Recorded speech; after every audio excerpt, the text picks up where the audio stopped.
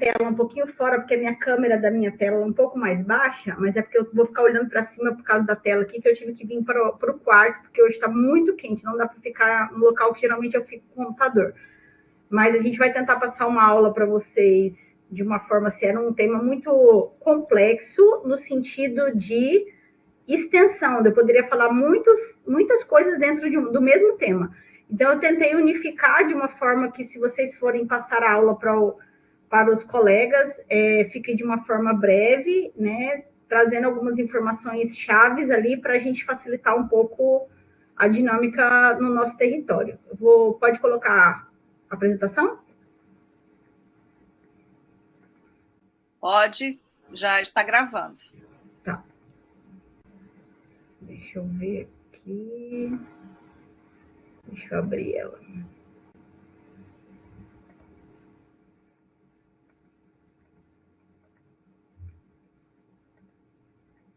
Tá aparecendo? Sim. Tá, perfeito. Então, esse é o tema que me foi dado, né? É porque eu não consigo ver vocês com a apresentação. Então, esse é o tema que me foi dado: o acolhimento e acesso em territórios de difícil cobertura, a organização de processos de trabalho dentro da SF, estratégias para essa demanda espontânea em áreas remotas e cuidados compartilhados e visitas programadas. Então, aqui, parte da minha apresentação, do meu currículo, a Keila já falou, eu dispenso apresentações agora. Então, vamos lá. Então, o problema de acesso na APS não é apenas a distância, é a organização desse cuidado, né? Então, hoje nós temos algumas localidades, né, a nível de Brasil, e aqui em Rondônia nós não poderíamos ser diferente, tem algumas localidades um pouco distantes, né? Eu mesmo já fiz supervisão em locais assim distantes, que na época eu ia de avião, no avião do bombeiro, lá em Surpresa, que fica uma região que não tem estrada, ou é aeronave para chegar ou é barco.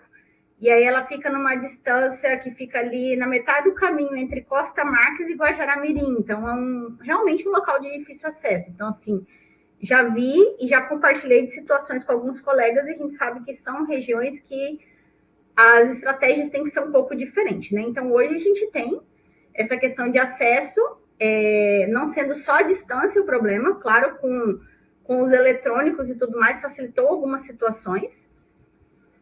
Então, vamos lá. Como a gente pode falar sobre acolhimento e acesso nesse território de difícil cobertura? Então, a gente precisa ter uma organização desse processo de trabalho, né? Com acesso à saúde em territórios difíceis, desafios específicos da atenção primária, que nós temos independente de territórios difíceis ou não, e o papel da estratégia de saúde da família na organização desse cuidado. Então, nós vamos discutir como organizar o acesso e o acolhimento na prática dentro da realidade da estratégia. Então, como nós vamos fazer essa discussão?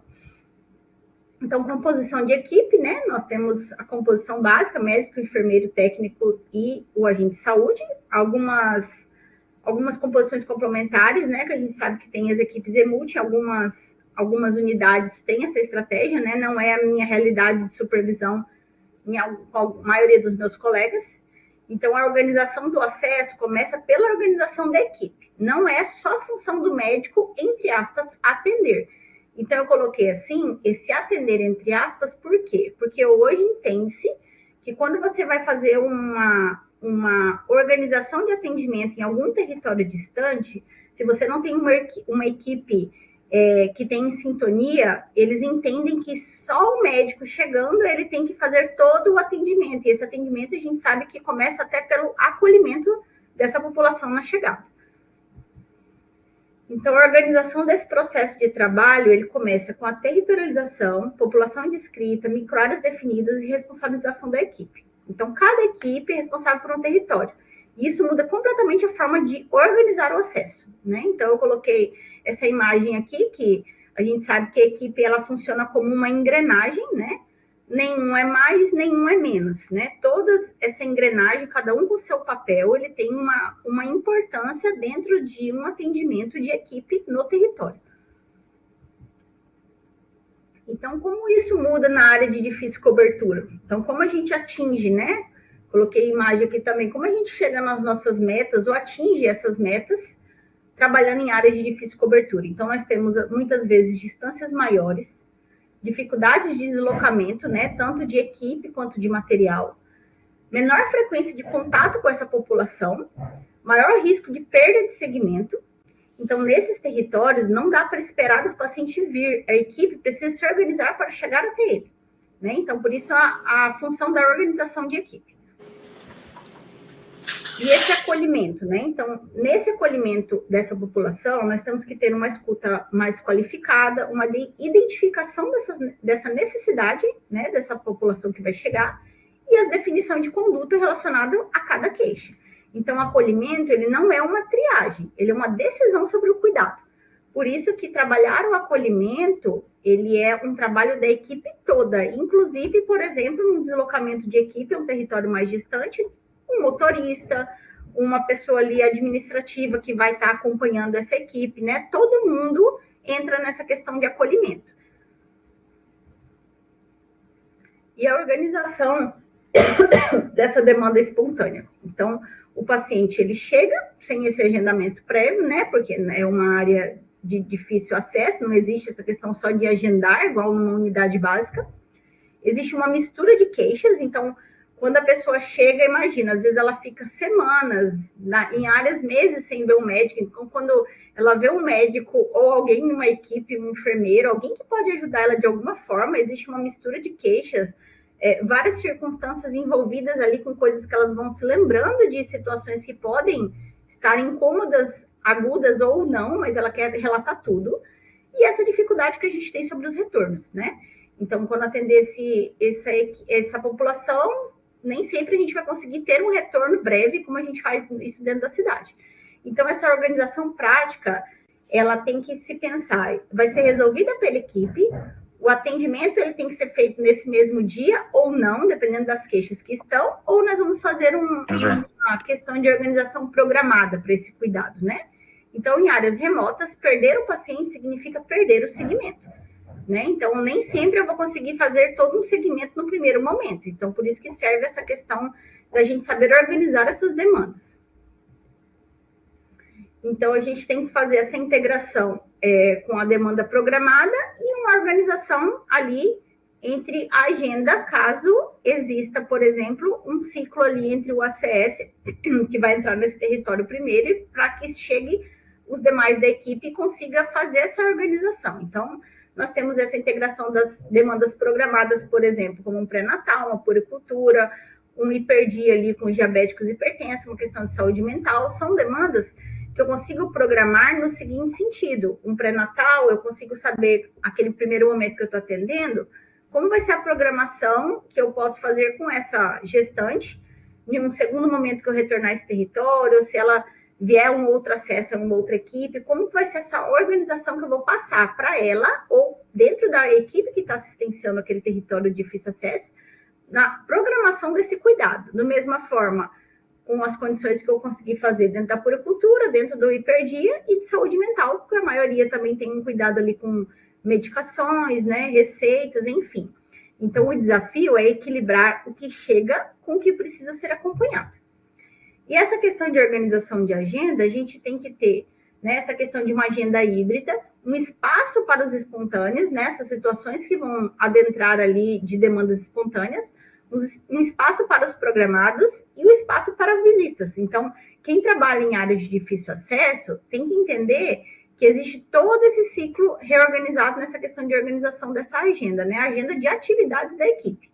Não é agenda só de agendamento de pessoas mesmo, é atividades da equipe. Então, a agenda é uma ferramenta de organização do acesso, não só uma marcação de consulta.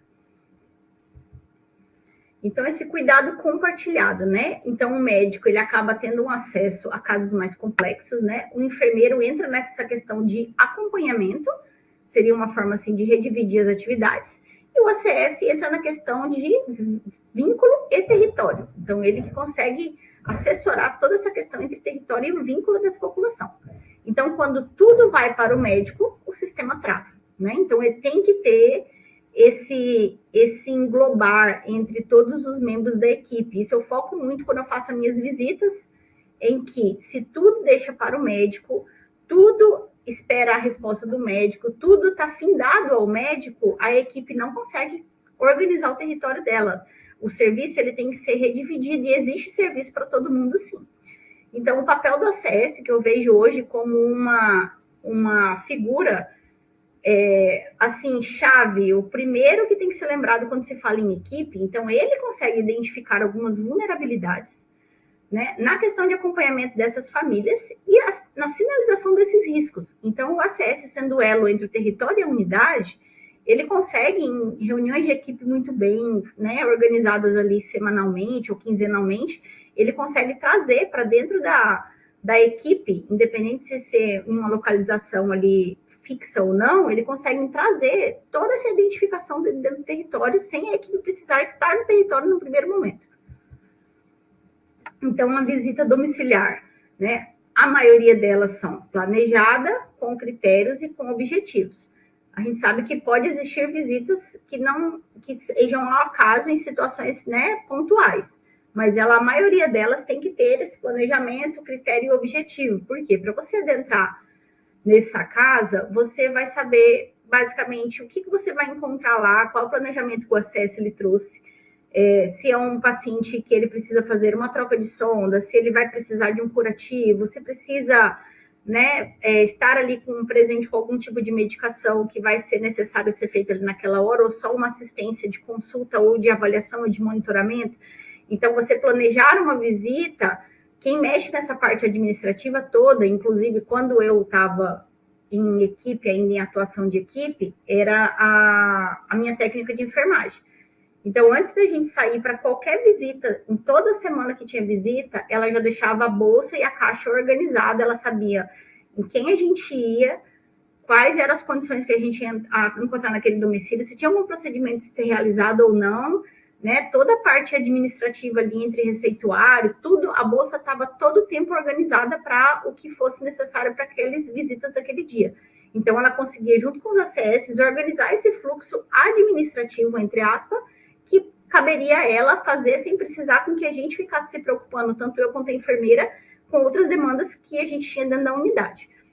Então, nessa questão de visita, já foi falado aqui sobre a escala de Coelho-Savassi, né? Eu acho ela super interessante, né? Porque eu consegui implantar dentro da equipe que eu fazia parte, que hoje, na verdade, a médica que assumiu a equipe, ela pegou a equipe bem organizada na época com essa questão da classificação de risco.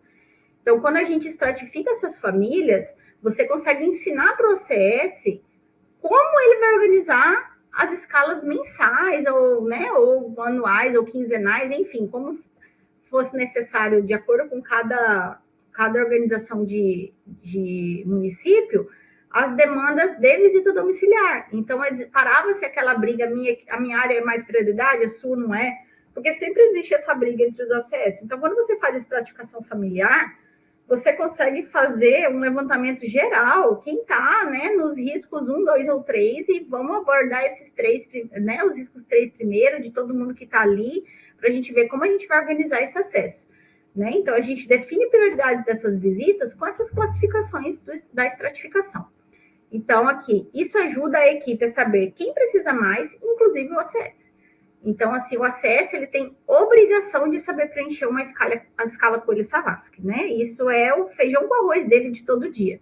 Se ele não tem essa escala aplicável no território dele, ele não sabe dizer o que ele tem para fazer visita dentro das prioridades.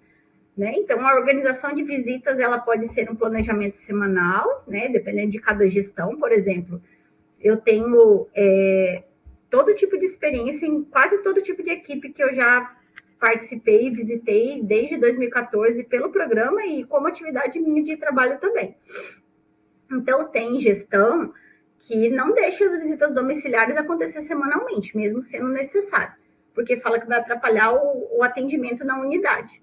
Outros já veem como uma possibilidade de diminuir aquelas demandas que ficam ali brigando na unidade, que facilitaria bastante. Então, o ideal é fazer esses roteiros por microáreas para a definição dos pacientes. E outra questão legal que eu deixei como tópico aqui para me lembrar de falar é as ações em visita. Né? Então, eu acho interessante em áreas de difícil acesso que a gente pode estar trabalhando, é fazer ações. Né? Então, quando você pega, em vez de você fazer a visita em um domicílio, e você consegue ali em uma esquina, ou num local ali, numa linha que tem um local que você consegue ficar, várias deslocamentos de pessoas próximas a essa região se encontram num local só e ali gera uma ação. Então, essas visitas viram uma ação. E uma ação com 3, 4, 5 famílias ao mesmo tempo gera uma tarde toda de assistência. A pessoa tem acesso ao serviço de saúde e a equipe não precisou se deslocar, de certa forma, e conseguiu assessorar 5 famílias que talvez andando ela não conseguiria chegar nessas 5 casas ao mesmo tempo. Então, pode trabalhar isso em forma de ação também. Então, eu trouxe aqui uma situação, né, simples, por exemplo, caso 1, um crônico descompensado. Então, pensando num quadro de hipertensão e de diabetes, essa pessoa às vezes tem um difícil acesso. Então, ela tem uma perda de segmento. Então, uma pergunta para a gente discutir: onde falhou esse processo? Como reorganizar ele? Né? Então, se uma pessoa que tem um difícil acesso e faz uma perda de segmento e fica descompensada, como que a gente vai se organizar dentro desse processo de trabalho da equipe, a assistência a essa família ou essa pessoa que tem essa necessidade? E como a gente tem estratégia de reorganização? Então, é uma pergunta-chave para discutir com o grupo de vocês, por exemplo, numa supervisão aí mensal. E no caso 2, uma visita domiciliar de um paciente acamado, né? Então, esse paciente acamado, você fala acamado, já fala assim, de um grupo de risco, por exemplo, uma prioridade. E dentro dessa classificação de Coelho-Savassi, como que ele se encontra, né? Esse domicílio, essa família? A frequência dessas visitas, ela tem que ser levada em consideração algumas situações dentro da classificação, né, de risco e das condições que esse paciente se encontra. E entre o papel da equipe aí nessa situação de visita domiciliar. Então, a equipe ela tem que discutir isso daí sim. Por isso que eu botei essa figurinha aqui, né, montando as peças do quebra-cabeça. A decisão ela é em conjunto sobre algumas situações relacionadas às visitas dentro desses territórios de difícil acesso. Então, o acesso, ele não é só uma porta de entrada, é um cuidado que acontece e aparece, né? Então, o acolhimento qualificado organiza o fluxo, o acesso real reduz essa iniquidade, o registro de qualidade transforma o cuidado em indicador, e o indicador bem alinhado garante a sustentabilidade do sistema. Então, eu trouxe isso também para a gente poder falar sobre o Saúde 360. A gente sabe que tudo ficou em treinamento até junho. Julho vai entrar valendo. Os municípios já estão desesperados porque as suas equipes, a maioria ainda não sabe se organizar dentro desses indicadores. E a gente sabe que esses indicadores é que vão sustentar o sistema financeiramente para que esses municípios recebam, né, tudo que ele precisa aí para suprir as carências financeiras que alimentam aí as unidades. Então, em território de difícil cobertura, o nosso desafio não é só atender mais, é fazer o cuidado chegar com quem mais precisa, com qualidade, continuidade e organização. Então, em acessos que a gente vai levar informações, levar assistência, levar tudo, esse acesso ele também tem que ter uma continuidade na questão organizacional dentro do sistema, porque hoje eu sempre brinco assim com os meus supervisionados. Vocês trabalham para o Ministério, e o Ministério tem regras, e dentro dessas regras nós temos que alimentar o sistema para que ele mande o que precisa, senão, claro que os gestores sempre vão estar de cara feia, com toda a razão que eles têm. Então, vamos entrar aqui, então, mas hoje isso não termina no atendimento. Se eu não registro bem, eu não alimento o sistema com qualidade. Então, sem esse sistema alimentado, então eu perco esse paciente no território, eu perco a capacidade da gestão, e o município perde recurso. Então, acesso, acolhimento e financiamento não são coisas separadas. Eles fazem parte do mesmo ciclo. E no final, o que a gente precisa garantir é simples, mas é exigir intenção, que o cuidado aconteça e que ele seja visível, como ele é visível dentro do sistema. Atender, a gente atende. Paciente tem em todo canto, toda hora, mas se ele não for visível dentro de um sistema, né, se ele não tiver com as informações registradas de forma adequada, com qualidade, que agora não conta mais quantidade, sim qualidade, isso acaba ficando invisível, né? Ele não vai ser visto e aí não vai haver recurso suficiente para isso. Então, acesso não é quantidade, organização supera a escassez e território orienta cuidado. Então, cada território tem as suas peculiaridades. Não dá para um município fazer, por exemplo, uma reunião, uma organização dentro de algumas situações ali e querer que de 10 equipes que ele tem, todas trabalhem do mesmo jeito, porque cada território tem algumas peculiaridades que vão interferir dentro dessa assistência que se for englobada a nível geral. Então, o cuidado que não é registrado não existe para o sistema e não transforma o território. Então, a pergunta que eu deixo para vocês fazerem para os supervisionados de vocês: seu serviço resolve ou acumula paciente? As minhas referências, e é isso. Obrigada por enquanto. Eu acho que eu falei até rápido demais, tentei ser um pouco sucinto para não passar tanto da hora, mas até que fui rápida demais.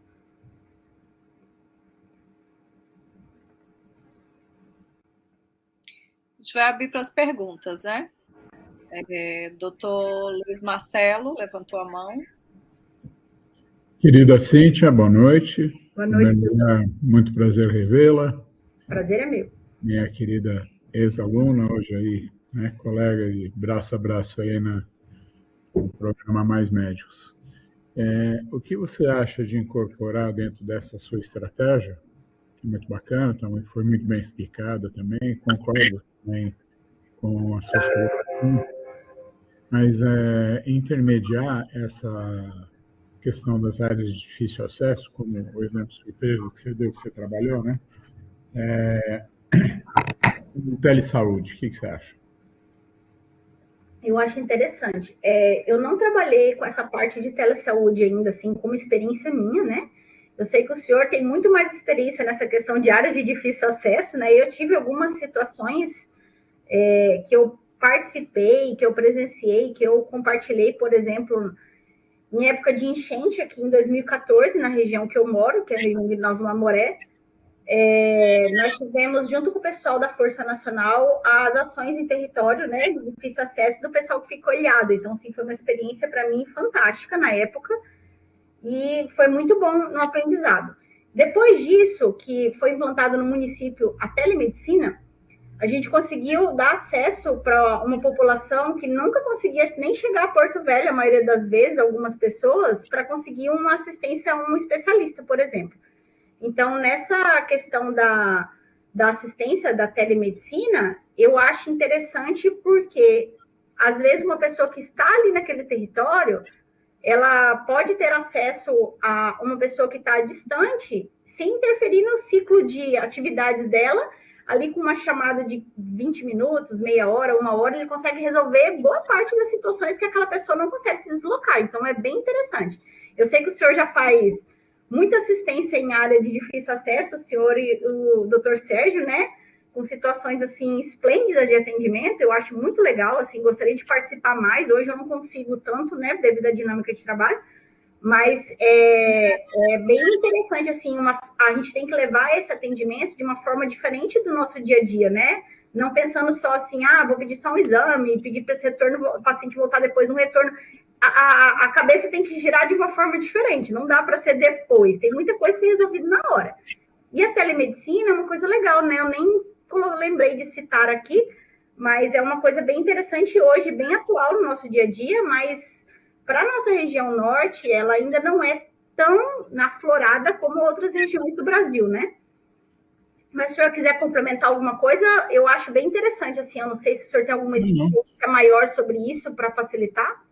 Não, eu concordo, acho que a resolutividade é muito grande, ela é muito legal no acompanhamento, principalmente de pacientes crônicos, né, com doenças crônicas não transmissíveis, que você precisa de um monitoramento de PA, glicemia, né, peso, ajuste da medicação, né, todos sabem que, né, quando você começa a tratar uma hipertensão e diabetes, você não acerta de primeiro, né, você vai ali comendo mingau pela beirada até você ajustar, etc. e tal.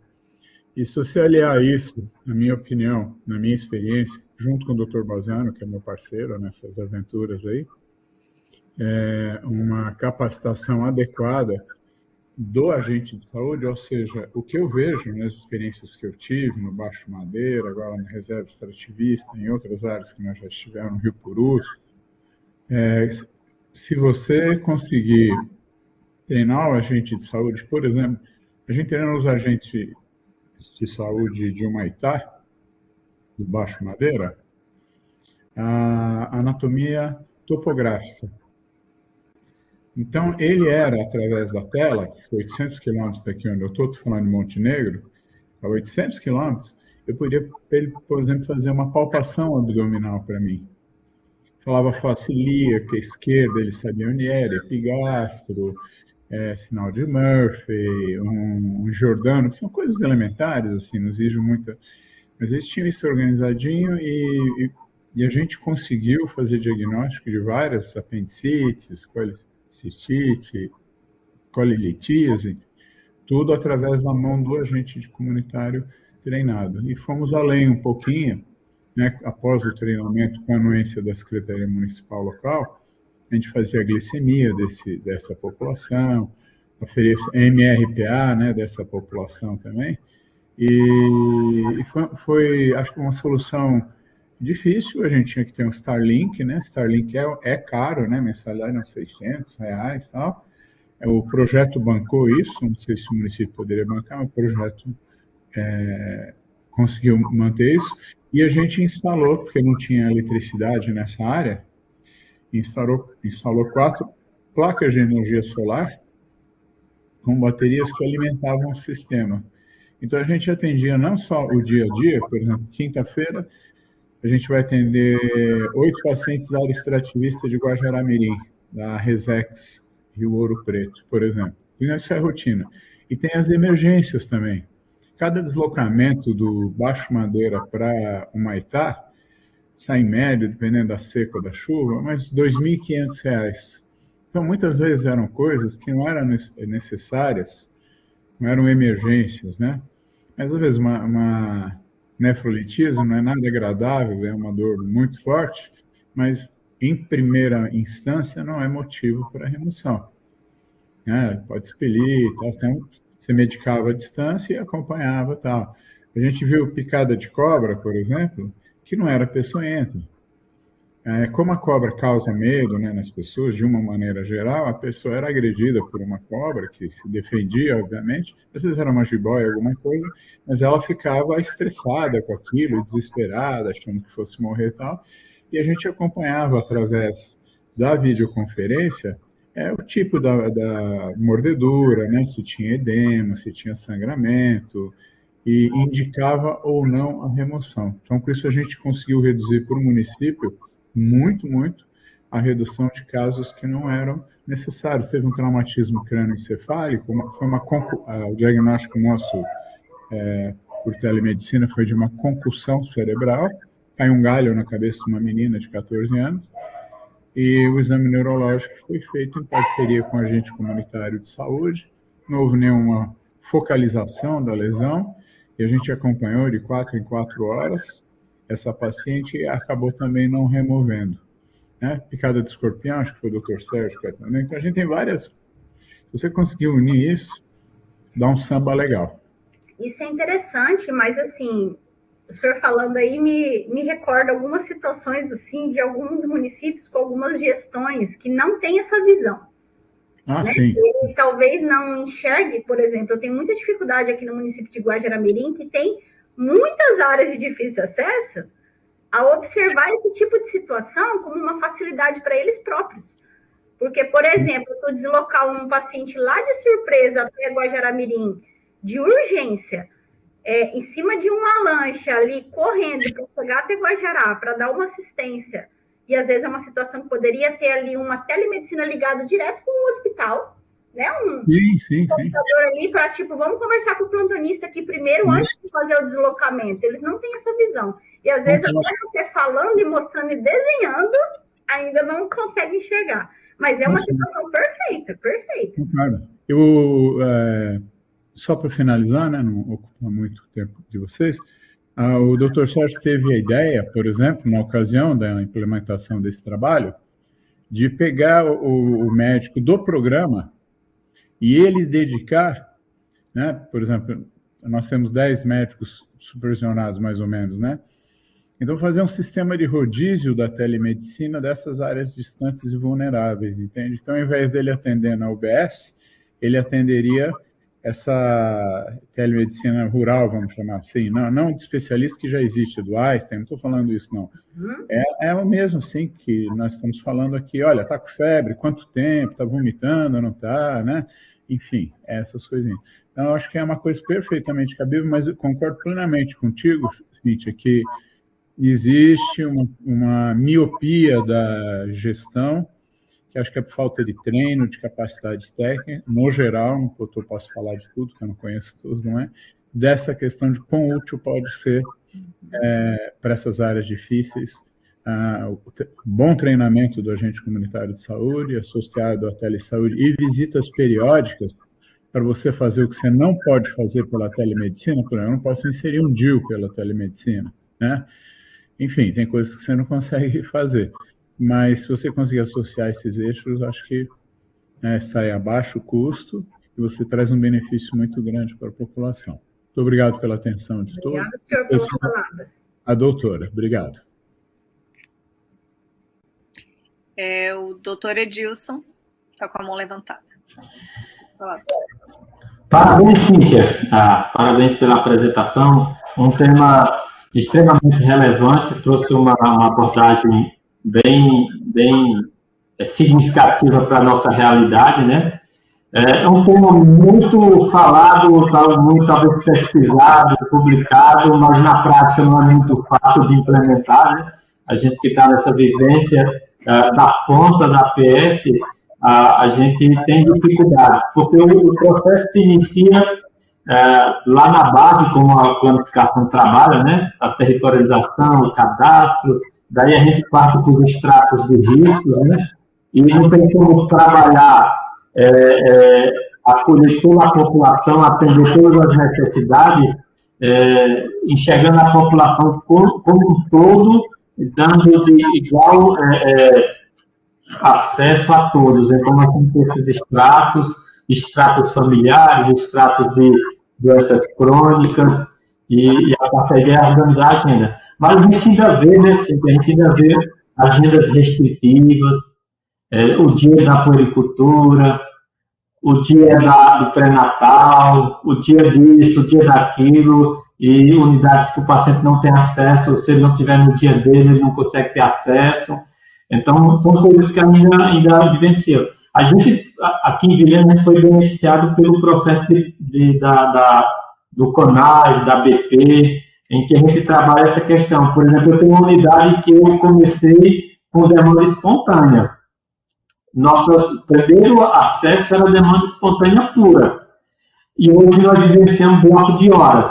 É totalmente diferente, uma evolução em 3, 4 passos, porque a demanda espontânea, acesso avançado, demanda mista, acolhimento com classificação de risco realizado. Então, é um processo que demanda tempo e, mesmo assim, a gente ainda esbarra nesse processo. Então, é um tema de super importante, e você abordou de forma muito boa. Essa questão da telemedicina, doutor Luiz, você estava nas coisas assim,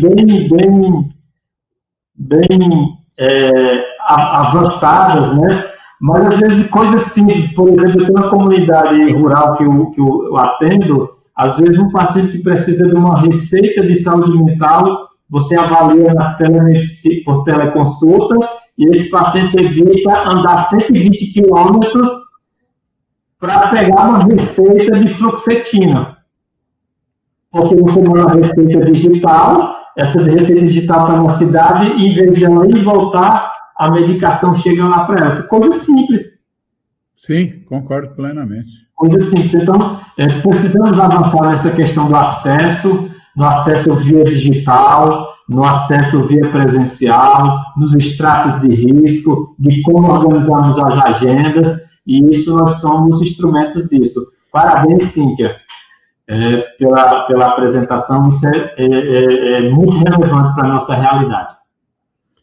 Só para complementar, se permitir, doutor Edilson, a ideia era que nos lugares vulneráveis, né, que a gente fazia a telesaúde, existisse uma farmácia básica. entende? Então, existiria essa farmácia básica que eu prescreveria via eletrônica, por prescrição eletrônica, e teria um controle de estoque dessa medicação, porque ela não fosse usada indevidamente ou sem orientação de um profissional de saúde para a população. Tá? Então, infelizmente, a gente não teve a colaboração da Secretaria Municipal de Saúde na época, e esse ponto a gente não conseguiu. Mas essa questão a gente faz hoje aqui, por exemplo, um outro programa, a gente assiste população que trabalha com extração de casterita, que é um mineral de estranho. A área é legalizada, não é garimpo ilegal de ouro, não. Então, às vezes, a gente ia lá, olhava o paciente, tem hipertensão. Vamos passar aqui o losartano e hidroclorotiazida, né? O basicão. E fazia a receita. Esse indivíduo não tinha onde buscar o remédio, porque essa localidade que eu estou falando, que se chama São Geraldo, fica a 75 quilômetros de Montenegro, onde eu estou. Não tem estrada, não tem transporte público, o povo não tem dinheiro para pagar. Tal. Então, a gente criou aqui com a prefeitura, essa prefeitura já é mais benevolente, mais participativa, a gente calculou no nosso território quantas tem as pessoas hipertensas, diabetes, quanto toma de remédio por mês, fez uma planilha Excel, coisa elementar, e colocou lá, Dona Maria, cartão SUS tal, né, gênero, idade e tal, diagnóstico, hipertensão, remédio, losartano, mete um monte de tabela, losartano, hidroclorotiazida, e põe o quantitativo dela. No fim dessa tabela, você tinha a totalização. Então, a gente viajava para essas áreas com uma caixinha com a totalidade da medicação e mais 10%, porque surgiam os casos novos, ou tinha que adaptar a receita, junto conosco, porque senão ele ia continuar vulnerável e isolado, entende? Então, dessa maneira, a gente levava até eles a medicação que eles teriam que vir buscar 75 quilômetros. Tá? Então, essas adaptações são importantes, mas é o que disse a doutora Cíntia, né? Depende muito da gestão municipal conseguir enxergar isso e se sensibilizar com esse tipo de população. Obrigado e desculpa a interrupção novamente.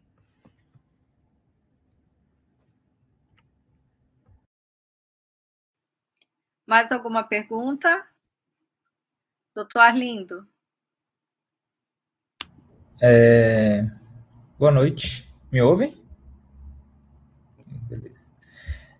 Eu queria que tu só comentasse um pouquinho mais da importância da visita domiciliar lá do ACS, porque o ACS entende Coelho Savassi só como para as visitas domiciliares. Aí, como a gente está repassando para os nossos supervisionados, né, os médicos que estão na ponta, a importância dele fazer para consulta dentro do consultório também, né, para entender como é que aquela família está. Porque a gente tem esse grande problema de subjugar, né, o Coelho Savassi ali, que é uma ferramenta brasileira. O aluno ele aprende lá no começo, na saúde coletiva, na nutrição, na enfermagem, na medicina, e depois ele fica pensando que é uma ferramenta para ser utilizada só em casos muito específicos. Eu acho que essa fala seria interessante numa perspectiva de supervisão e de médica, já que você está ali há um bom tempo nisso, para repassar para os nossos supervisionados, bem como na parte de assistência e na parte complexa, né, da atenção primária, né, que a gente tem casos complexos que usam o Coelho Savassi e ajudam no diagnóstico, e tem casos simples que o Coelho Savassi também ajuda. Sim, com certeza. Quando eu fui implantar dentro da equipe que eu fazia parte, quando eu comecei a falar, parecia que eu estava falando grego para os acessos na época. E aí eu fui, né, estudar com eles, olha, todo dia, depois da reunião de equipe, né, acabou a reunião de equipe aqui com situações do território, a gente vai estudar alguma coisa. Aí a gente sentava e ia estudando, foi estudando. E a classificação, né, a Gabriela, se eu não me engano, foi a aula dela que exemplificou situações relacionadas à parte domiciliar toda, né, em si, com mais detalhes, mas essa classificação de domicílio, dentro da escala de Coelho Savassi, ela classifica para a gente o risco daquela família, né? Então, o ACS ele tem que montar, na época eu montei para os meus uma planilha, em que eles, cada quadra ou cada região que eles tinham, eles iam mantendo aquela classificação entre aumento de membros da família ou diminuição, como é que aquela classificação ia andando. Então, não é uma classificação única. Então, eu tinha que exemplificar para que eles entendessem essa classificação. De tempo em tempo, eles iam reclassificando a casa que eles estariam, né, acompanhando. Então, cada vez que a gente fazia sentar para reorganizar isso, e isso eu levo dentro das minhas visitas que eu faço em território hoje como supervisora, eu tento ensinar algumas equipes, que eu, claro, eu não consigo toda hora sentar com todo mundo da equipe, né? Eu acabo sentando mais com o médico e nem sempre o médico consegue estar trabalhando aquilo ali dentro da equipe dele por uma questão de gestão, não porque ele não quer, porque às vezes a gestão não entende a reunião de equipe como uma necessidade, ele acha que não é um trabalho. O trabalho é sentar a bunda e atender fila, né? É enxugar um gelo eterno. Esse gelo nunca para de derreter. Então, a gestão, ela hoje, eu vejo dentro do território que eu supervisiono, a gestão, esse enxugar gelo eterno, ele não entende que ele que está perdendo, né? Ele não deixando as equipes deles estudarem ou se reunir ou organizar o fluxo de atendimento dentro dessas classificações, ele mesmo está perdendo, ele está dando um tiro no pé. Então, quando a gente classifica, quando a gente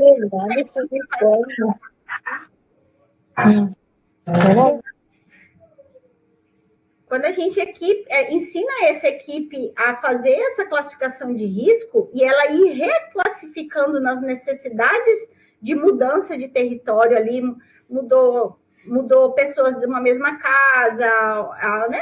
O território é vivo, ele está toda hora modificando. Então, quando o ACS ele tem esse entendimento, quando ele começa a entender isso, cara, ele organiza o território todo para a gente. Então, ele consegue chegar numa reunião boa de equipe e falar, olha, eu estou com a minha classificação com 3 famílias que eu preciso que a gente organize urgente, ou a nível de domicílio, ou a nível aqui de escala de atendimento dentro da equipe. Porque elas estão assim, está dentro desse risco por causa desses critérios.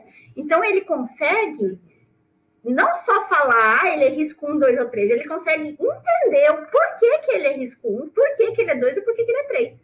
Então, a equipe sentar e discutir essa classificação, ela saber conversar.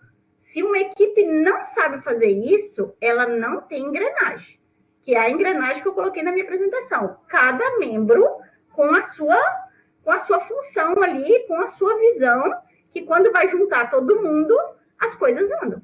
Então, a classificação hoje, a escala de risco, ela ensina um trabalho com fundamentos, não só classificar, não só basicamente sentar ali e botar numa numeração. Ele consegue fazer com que a equipe entenda.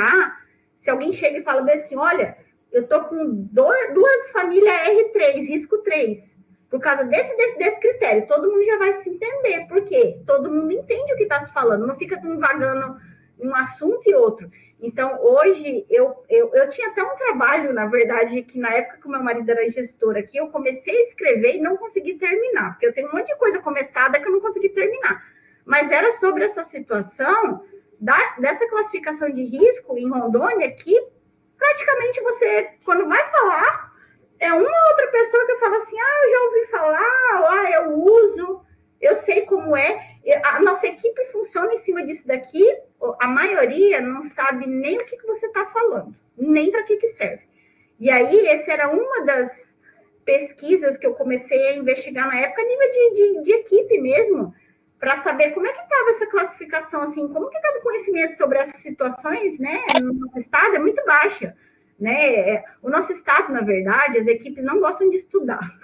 É muito pouco a questão de você entender que precisa estudar. Não é o médico estuda, o enfermeiro estuda, a equipe tem que estudar. Território é discutido em equipe, não é o médico é sabido, o enfermeiro é mais ou menos e o resto continua só fazendo visita. A equipe ela tem que falar em conjunto, é ali quando senta, todo mundo tem que estar falando sobre, eu falei, Dona Maria de Jesus, pronto, todo mundo sabe quem é Dona Maria de Jesus, porque ela está numa classificação assim, assado, ela já foi um motivo de discussão do grupo, às vezes a pessoa nem é no território dela, mas ela sabe a situação porque já foi discutida em grupo, e às vezes a situação daquela Maria de Jesus serve para outra Francisca do outro território, que é a mesma dinâmica. Então, A equipe ela tem que saber conversar sobre isso. Eu não sei se é essa a resposta que você queria, Lindo, mas hoje eu vejo que as equipes que não sabem discutir isso, mesmo que seja o básico, saber conversar sobre isso dentro da equipe, não sei como eles estão trabalhando dentro da visita, sinceramente. Eu acho que só para tentar e passar para a Elza, ali que levantou a mão, mas é isso mesmo que tem que ter em mente, né? Então, ele não auxilia só as famílias em situação de vulnerabilidade, ele te dá um diagnóstico situacional para cada um agir. Então, se eu tenho famílias muito 3, eu tenho mais condutas ali voltadas para a clínica, né? Cuidado crônico, dependendo, lógico, do que tiver alterado naquela família. Mas se eu tenho lá minha população mais 1 e 2, eu posso fazer mais ações sanitaristas, né? Se eu tenho uma população que está sofrendo ali de doenças relacionadas à questão de vulnerabilidade social, eu preciso de um agente comunitário ali mais perto do serviço social. Então, é mais para empoderar o agente comunitário, o enfermeiro, o técnico de enfermagem, o odontólogo, o saúde bucal, para ele entender que naquela classificação ele pode trabalhar e não ficar tudo só na consulta clínica. Eu acho que isso é importante vocês levarem para a vida de vocês, né? Então, se tem uma alto índice de vulnerabilidade social e eu estou vendo um alto índice de desnutrição, pessoas que não estão conseguindo acesso à alimentação, e lá no meu IVCF do idoso eu estou vendo que ele está evoluindo com uma sarcopenia, será que eu não consigo uma ação com o serviço social? Eu consigo ampliar a assistência, né? Assistência não é só a equipe, eu chamo ali a assistência social do município, eu consigo convocar outras situações por causa da classificação. É isso que eu ia falar para tu agora. Por exemplo, na época que eu trabalhava em território mesmo, assim, membro de equipe, só trazendo um gancho que eu me lembrei de uma situação. Quando eu entrei na equipe, trabalhava assim, essa terça é visita da fulaninha. Essa quarta era da ciclaninha, da agente de saúde, e da outra, aí tinha assim, um rodízio. Quando eu voltava de novo na primeira, já tinha passado 2 meses. Aí eu falei, não, para com isso, não vamos fazer assim. Por quê? Porque eu via que a agente de saúde tinha uns que não sabia direito o território deles, eles me levavam em umas casas nada a ver, com coisa nada a ver, e sendo que naquela mesma semana tinha uma outra situação que um outro CS tinha que fazer, mas que não era dia dele, então ele tinha que esperar a vez dele, então virava uma bagunça.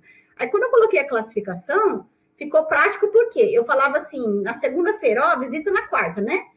Quem tem risco 3 aí, que já tem que ser essa semana? A fulana tem 1, ciclano tem 2, pronto, nós vamos nesses riscos 3 dessa semana agora, porque eles são agudos e a gente precisa resolver eles agora. E aí, assim, a gente não existia mais dia do ACS.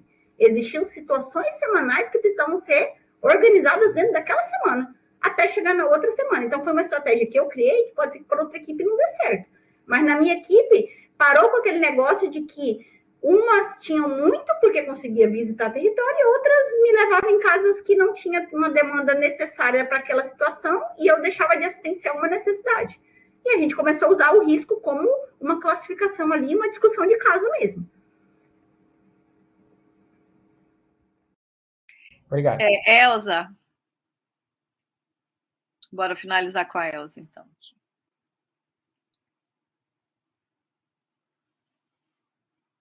Elza Gabriela. Agora ela abriu a câmera.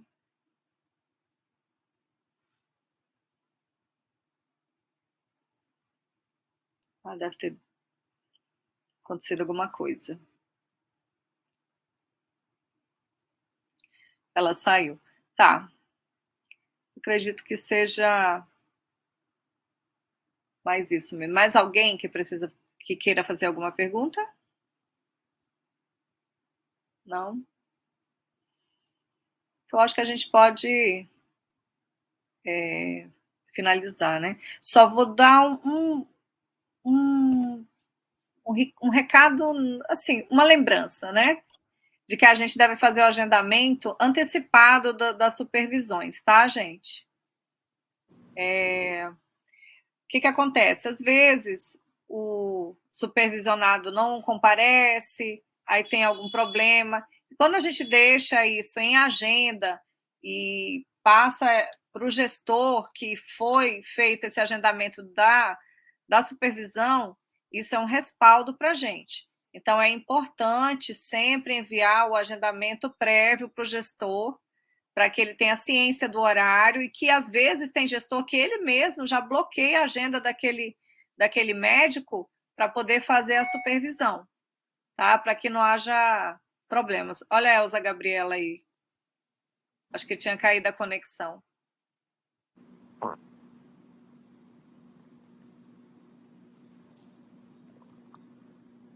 Elza, você vai querer falar? Pronto. Acho que ela não conseguiu abrir o microfone.